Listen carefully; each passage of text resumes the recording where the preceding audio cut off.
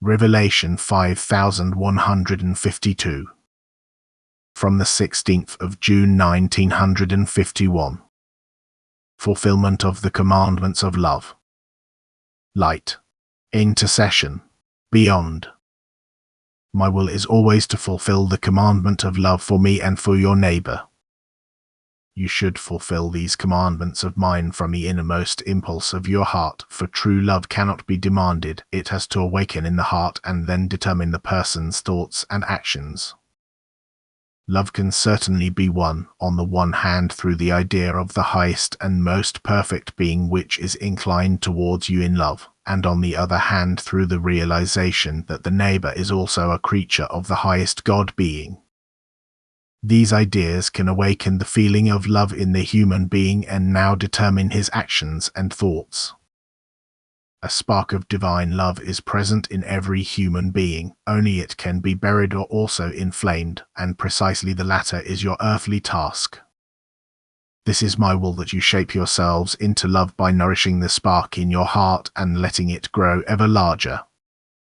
For you are dead creatures without love, because only love enlivens you and gives you the strength to work, be it on earth or in the spiritual kingdom. Love alone brings you forward in your development, and without love you will always be dead, even if you are still alive on earth.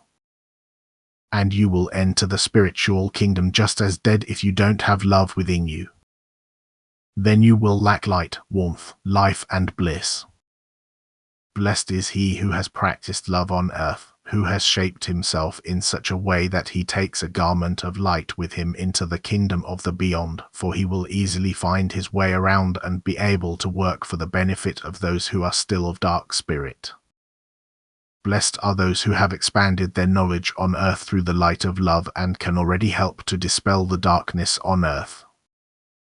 Only light gives you beatitude, whereas darkness means torment for your souls, for it is simultaneously powerlessness, fear, and ignorance. It is a state of complete blindness which is felt as torment.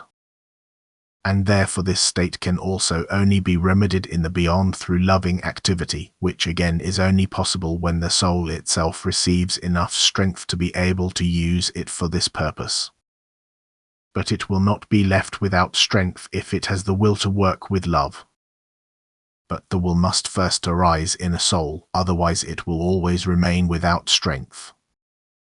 That is why your intercession for powerless souls is of utmost value, for the love of a person on earth can find resonance in those unhappy souls and help them to receive strength.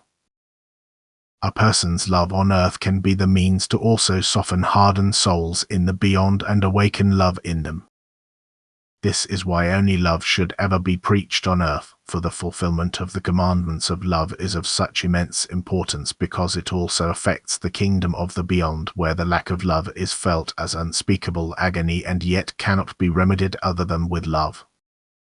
You humans don't know how miserable you will be in the beyond if you have lived a loveless earthly life. You humans don't know how unspeakably the soul has to suffer as long as it is not helped from any side, which only love can do, for only loving remembrance helps such a soul and releases it from its great adversity.